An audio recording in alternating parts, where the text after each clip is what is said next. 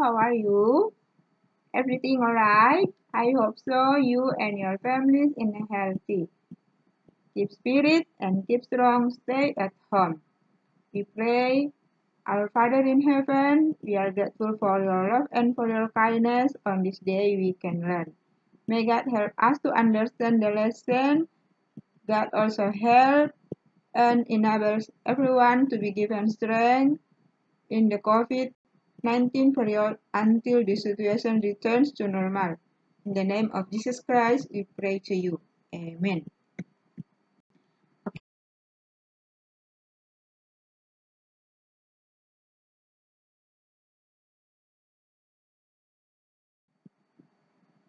Our topic today, tema 9, Kayanya Negeriku, subtema 3, Pelestarian Kekayaan Sumber Daya Alam di Indonesia, pembelajaran yang ketiga.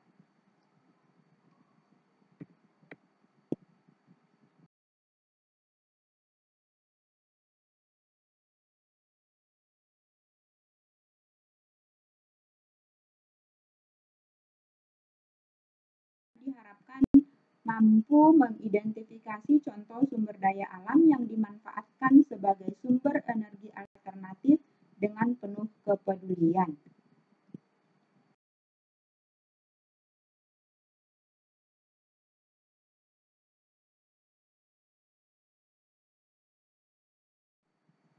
Yang kedua, dengan melakukan wawancara, anak-anak dapat menunjukkan usaha pelestarian sumber daya alam di lingkungan sekitar dengan penuh kepedulian dan bertanggung jawab. Oke.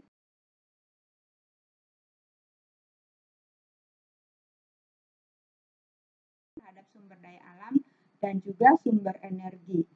Nah, sekarang coba anak-anak perhatikan gambar ini. Apa yang anak-anak tahu dari gambar ini? Ini adalah sumber daya alam hutan dan juga sumber daya alam laut. Di sini ada hutan, pohon, tumbuhan, dan juga hewan. Menurut kalian, apakah sumber daya alam yang ada akan diwariskan kepada generasi yang akan datang? Setujukah kalian dengan kalimat ini? Sekarang kita menikmati sumber daya alam. Tetapi sumber daya alam yang tersedia sebagai kekayaan alam di negeri kita yang Tuhan anugerahkan juga adalah sumber daya alam yang akan dinikmati generasi yang akan datang. Mereka juga berhak untuk menikmati kekayaan alam sumber daya alam yang ada. Itu sebabnya kita harus menggunakan sumber daya alam dengan hemat. Tahukah kamu bahwa di antara sumber daya alam tersebut ada yang dapat dimanfaatkan sebagai sumber energi? Oleh karena itu, sumber daya alam seperti itu dikenal dengan istilah sumber daya energi. Di pelajaran sebelumnya subtema 1 dan subtema 2 kita sudah belajar sumber energi. Nah, apa itu sumber energi?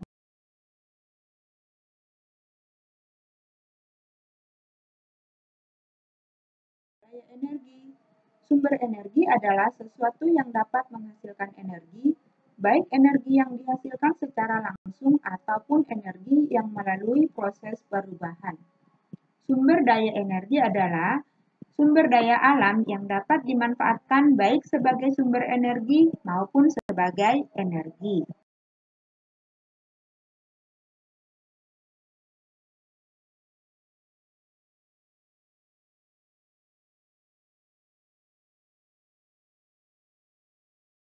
Hanya matahari, tidak ada kehidupan di dunia ini. Tumbuhan memerlukan sinar matahari untuk melakukan proses fotosintesis. Hasil dari proses ini tentunya adalah oksigen yang sangat penting bagi semua makhluk hidup.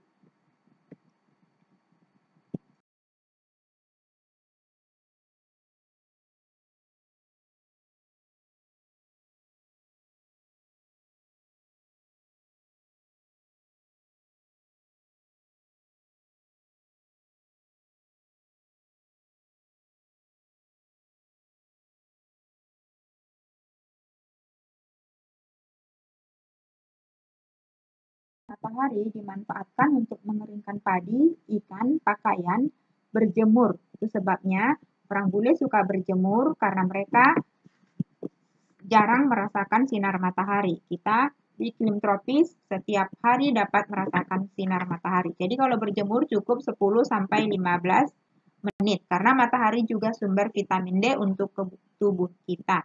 Sekarang di masa Covid juga dianjurkan untuk berjemur, tetapi jangan lama-lama karena kalau terlalu lama nanti kita gosong seperti ikan asin.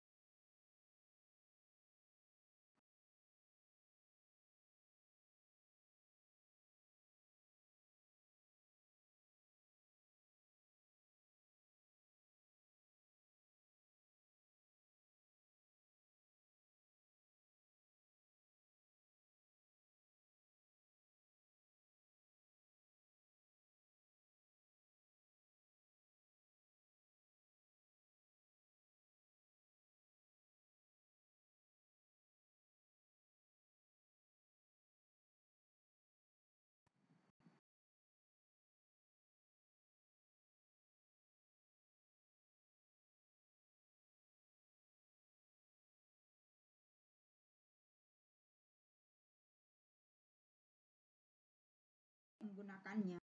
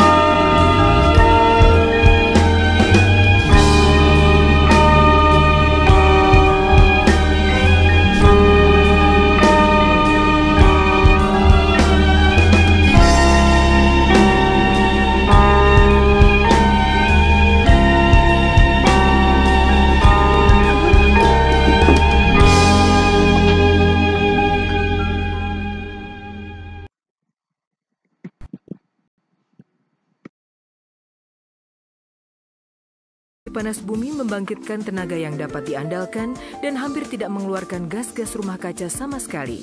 Tidak seperti pembangkit listrik lain yang harus membakar batu bara atau minyak bumi, pembangkit tenaga listrik panas bumi memanfaatkan energi alam yang timbul dari sumber panas bumi untuk membangkitkan tenaga listrik guna kebutuhan rumah tangga dan industri. Energi panas bumi seperti air panas yang dididihkan dalam ceret. Kami menyebutnya sebagai konsep ceret. Alih-alih menggunakan kompor untuk mendidihkan air, energi panas bumi menggunakan panas dari dalam bumi. Cara kerjanya seperti ini. Panas alami bumi membentuk sumber daya geotermal atau panas bumi. Panas ini berasal dari batu-batuan yang meleleh disebut magma. Biasanya terdapat di kawasan gunung berapi yang tidak aktif. Magma tersebut terletak jauh di bawah permukaan, dan sumber energi panas itulah yang mendorong pengembangan sumber-sumber panas bumi. Selama ribuan tahun, air hujan merembes melalui celah atau retakan pada permukaan bumi dan mengumpul di reservoir bawah tanah di atas magma.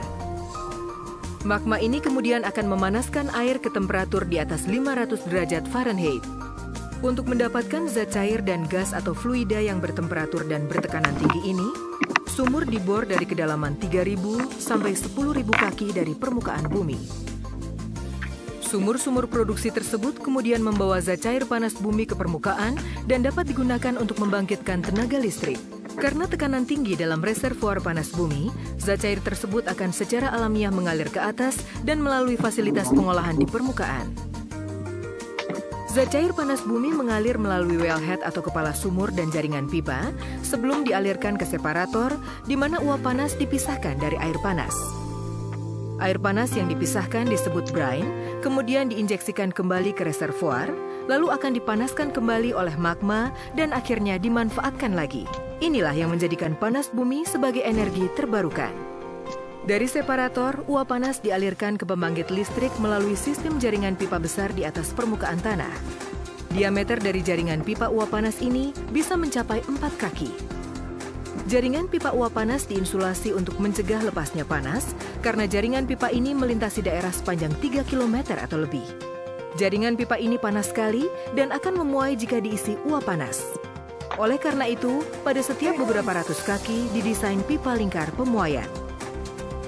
Uap panas melalui proses pemurnian terakhir untuk menghilangkan semua kotoran di dalam fasilitas scrubber. Uap panas yang sudah diproses kemudian dialirkan ke pembangkit listrik. Tenaga dan energi uap panas digunakan untuk memutar bilah-bilah turbin. Turbin kemudian memutar poros yang dihubungkan ke pembangkit listrik. Muatan listrik dihasilkan dari putaran magnet di dalam generator. Muatan listrik mengalir melalui kabel tembaga menuju trafo di luar pembangkit. Di dalam trafo, tegangan dinaikkan sebelum listrik dialirkan ke jaringan transmisi PLN Jawa Bali dan kemudian disalurkan ke rumah-rumah dan industri. Dibandingkan dengan sumber tenaga listrik lain, panas bumi merupakan sumber energi yang bersih dan ramah lingkungan, yang membuatnya menjadi salah satu solusi dalam mengatasi dampak pemanasan global dan perubahan iklim. Panas bumi merupakan energi terbarukan, karena dengan pengelolaan yang tepat, sumber panas bumi dapat terus menjadi sumber energi yang dapat diandalkan. Panas bumi mempunyai banyak keunggulan. Panas bumi merupakan sumber energi terbarukan yang dapat diandalkan dan mengurangi ketergantungan terhadap minyak bumi. Pembangkit tenaga listrik panas bumi praktis tidak mengeluarkan emisi gas rumah kaca. Chevron adalah penghasil energi panas bumi terbesar di dunia. Operasi panas bumi Chevron di Indonesia dan Filipina saat ini mempunyai kapasitas untuk membangkitkan lebih dari 1.200 MW energi panas bumi yang bersih, andal, dan terbarukan. Kapasitas ini cukup untuk memenuhi kebutuhan jutaan manusia di Indonesia dan Filipina. Sumber-sumber panas bumi merupakan sumber energi penting yang belum banyak dimanfaatkan. Sementara Chevron terus mencari potensi pengembangan panas bumi, saat ini Chevron terdepan dalam menghasilkan energi bersih dan terbarukan bagi masyarakat.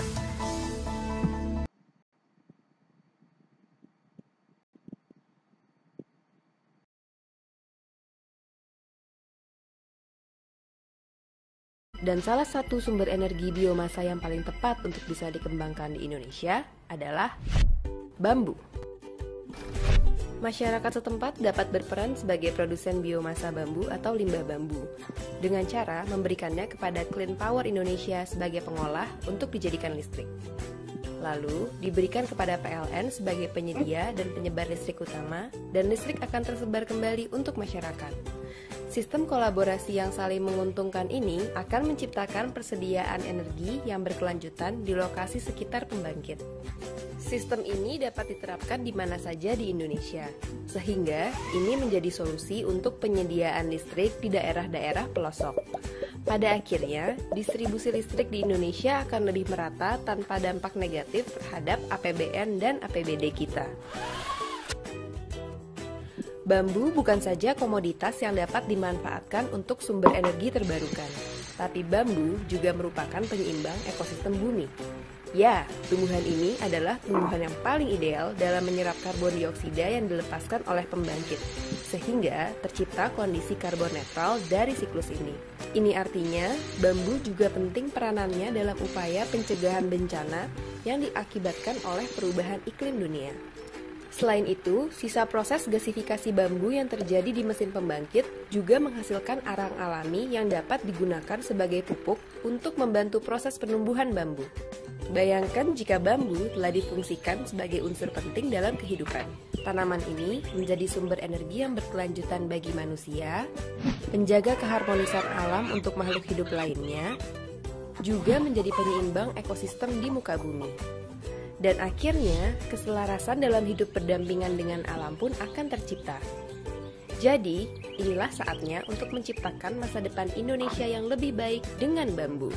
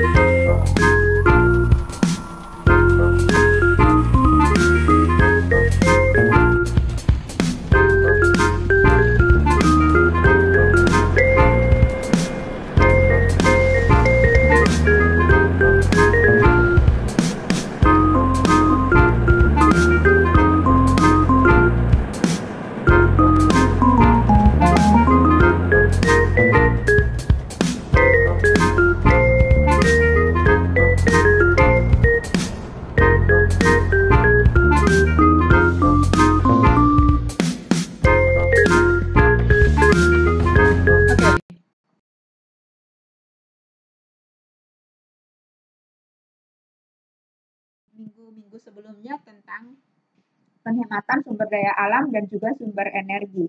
Nah, bagi yang belum mengumpulkan, supaya dikumpulkan, dilihat kembali video pembelajaran yang di sebelumnya. Di situ sudah ada contoh wawancara, langkah-langkah wawancara, bahkan tipsnya sudah ada. Silakan dilihat kembali video pembelajaran yang sebelumnya ya, di subtema 1 dan subtema 2 ada video pembelajarannya. Tolong diperhatikan. Kemudian, nah, kalian tidak perlu membuat wawancara yang baru, tetapi wawancara yang kemarin yang belum selesai itu tolong diselesaikan kembali. Dan dikumpulkan tanggal 18 ya terakhir. Oke, sekarang kalian